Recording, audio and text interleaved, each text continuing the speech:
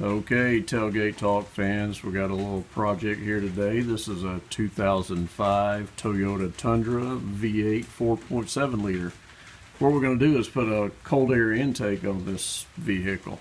Reason I'm doing that, it is a 4.7 liter and I've got a 22-foot travel trailer, and I could use just a little bit more power. I mean, this truck does real well towing, but you know, getting up in the mountains and places like that, yeah, I could use just a little bit more power. So purpose of this video is not to go through every single point of doing this. I just kind of want to do a before and after. The instructions that come with the Spectre Cold Air Intake, they're pretty clear, so I don't think you're going to have any trouble with it. I mean, it's really just a matter of taking out the old, putting in the new, and there's not that many parts really. It's pretty easy. So it's just going to be a matter of unbolting a little bit here, taking the box out, changing the sensors, putting those back where they should be in the new unit, and we should be on our way. It should be a pretty easy project. So when I was getting ready to do this project and looking on YouTube, I couldn't find another video that was this specific truck with this specific cold air intake, so that's kind of the purpose of the video. And one of the other questions I heard in some of the other videos was that they wanted to do a before and after. What does the engine sound like? So I'm going to fire it up right now and just give you a listen to it with the stock pieces in place.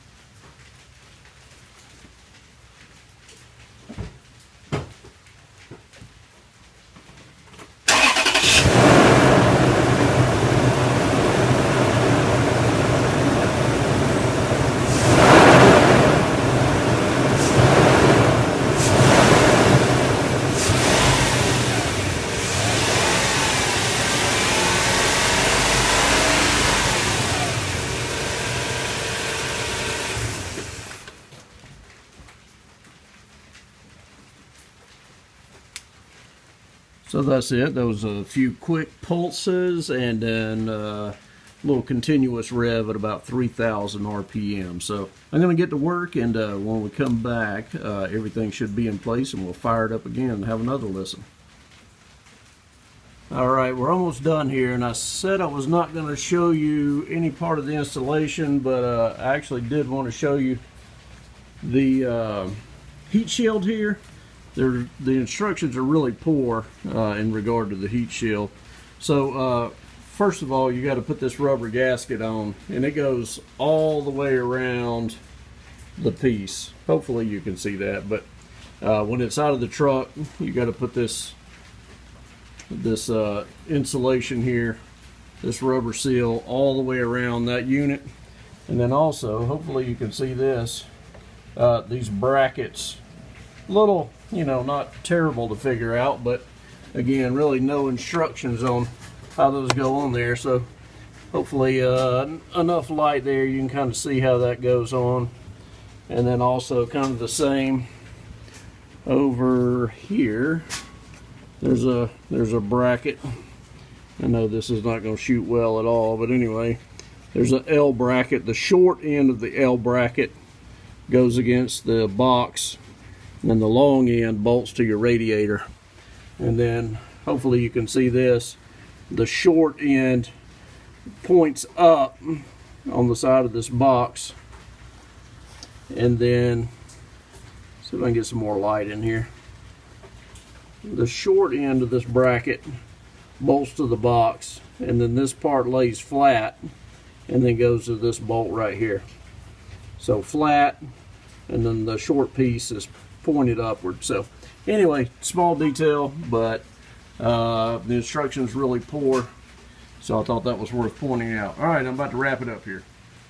Well, we got it installed. It was a pretty easy project. Like I said, the heat shield there was probably the hardest part, and it wasn't even that hard. Got everything in, connected, show you what it looks like, and then I'll set up on the tripod here and we'll fire it up and see see what she sounds like. So hopefully this will give me, you know, maybe 10 more horsepower. Some people say 20, but I seriously doubt that. But anyway, if I could get 10 out of it and get a little more power pulling the travel trailer, I'll be happy. I'll think it's money well spent. So anyway, stand by and I'll set up on the tripod. All right, I'm gonna hop in, fire it up, and see what she sounds like.